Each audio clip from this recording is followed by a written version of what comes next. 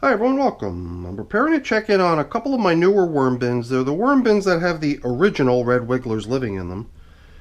And those two bins are up on my bench already, but before we start there, I thought I'd just provide a quick update with the castings that we harvested from the old systems that those worms lived in. So the way we did that was we screened all the beautiful castings, and then all the worms that got caught in those screening processes of those two bins were used to launch the two new systems that we're going to feed, but all the beautiful castings that were collected were thrown into this one tub, and we're pretty much operating on the assumption that these castings have a good number of worms still living in it.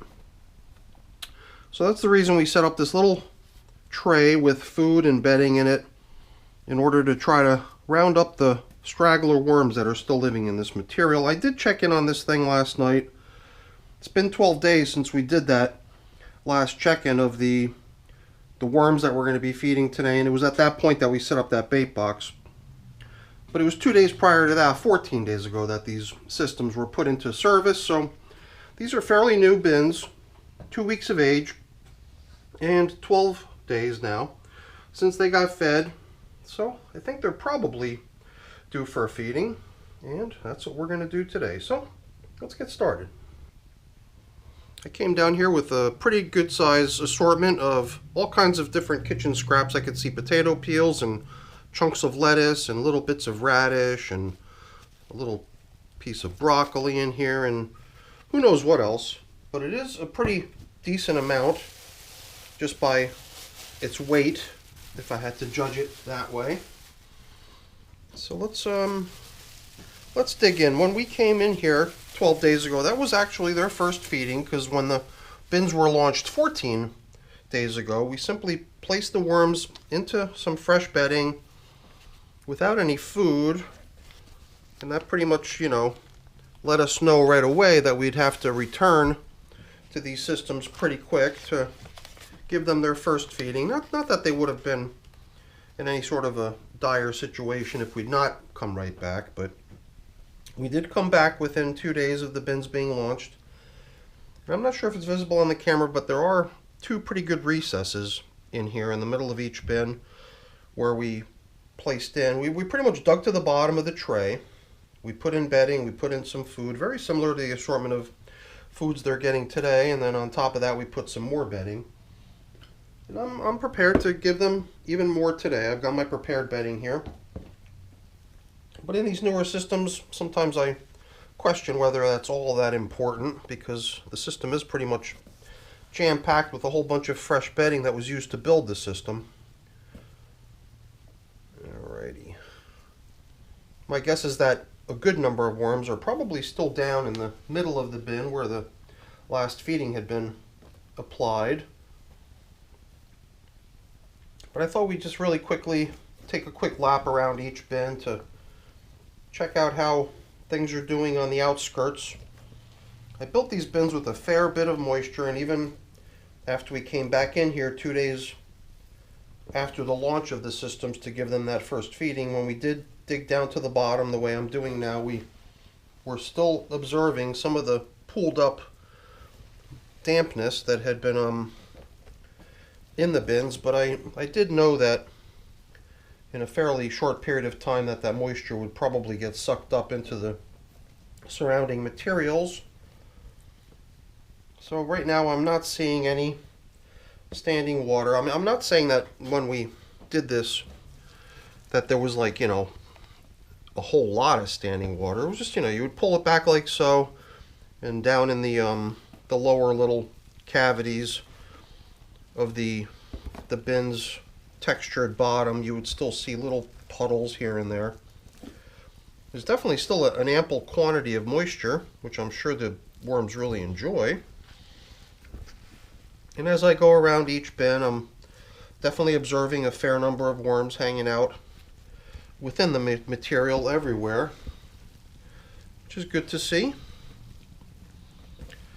But I am anticipating a little bit more worm activity once we dive down into the middle to create a little opening into which we can position today's feeding. Okay. Very nice. Okay. I don't see anything out of the ordinary, so no reason for concern. Not that I generally go into my worm bin check-ins with any anticipation of issues, but it's only because of a recent mishap that I had, and it wasn't even that recent anymore. It was, a couple months ago at this point, that I tried to launch some worms into a couple of brand new bins, but something had gone awry in the bedding within those two new bins, and the poor worms were definitely struggling to survive in that stuff. I mean, there were warning signs, and I probably should have reacted sooner, but I didn't. And then at one point I just came back to find that all the worms had unfortunately perished within their brand new bins. And in that case too, I had a collection of the harvested castings when I relocated those worms from their old environments, and it was with those surviving worms that I baited out of their finished castings that I was able to reestablish that population, which at one point had been sufficient to launch off two new systems, two new fairly well populated systems, and now that population is just sort of in recovery mode with fewer than 1,000 worms, or at least that's what we estimate to be the population of the recovered worms in that case. But this was the next opportunity that I had with these two systems to try to get a better outcome, and perhaps that's the reason I'm still sort of going into this sort of cautiously, thinking that, hey, maybe whatever it is that did those poor worms in that particular occurrence might still be present here in my wormery, and could still have the potential to cause issues elsewhere, but I'm happy to say that I'm not seeing anything of concern here. So we'll just proceed with a business as usual approach. So this was kind of the way I applied their feeding last time. I pretty much dug right down to the bottom, where I applied a nice little coating of fresh bedding at the very bottom of the hole.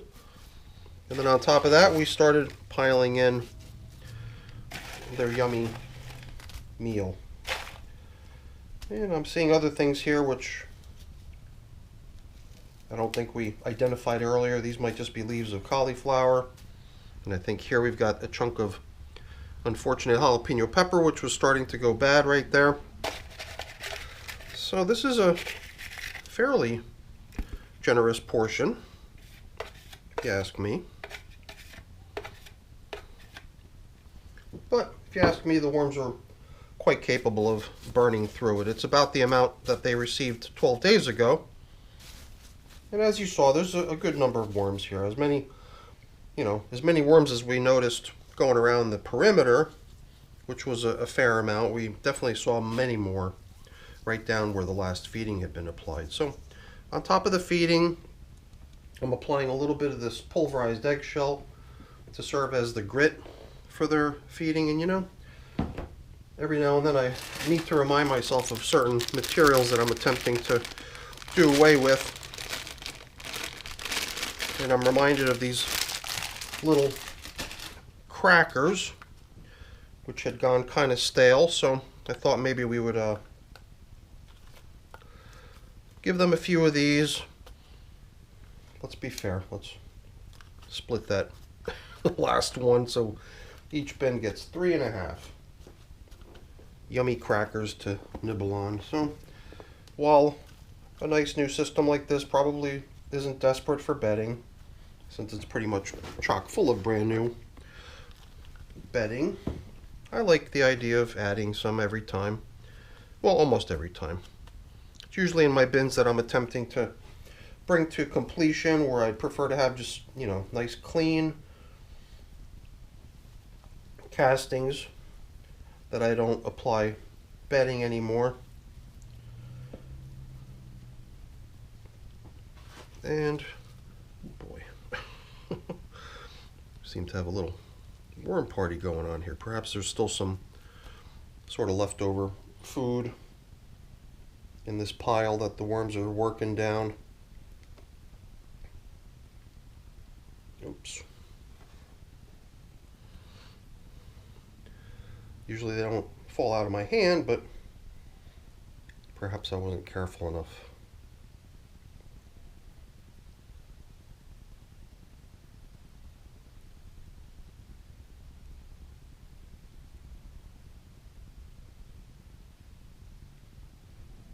So now I haven't got coffee to give them today, but I do have a collection of coffee filters. And I do like to mark where we last fed. Not that we would have a really difficult time finding our way back to where the feeding zone was situated, especially since I almost always feed down the middle, but sometimes, I guess just in keeping with tradition, I like to mark the feeding zones in my worm bins. So let's get these little guys covered back up and we'll be finished. So that's pretty much it for our check-in, everyone, with the original red wiggler worms. That's my little branding for them, as you might have noticed on the labels of their bins. And the only thing left to do is a little bit of cleaning up and putting away, which I'll take care of later, because I don't want to keep you around for that since it's boring. But before I go really quick, let me just say thank you. Thank you so much for watching. Hopefully you enjoyed the video. If you did, as always, please don't forget to leave me a quick thumbs up before you go. That's always really appreciated. And if you haven't done so already, please also consider subscribing to the channel. That's very much appreciated as well. All right, everyone. Thanks so much for watching. Have a great day. Bye now.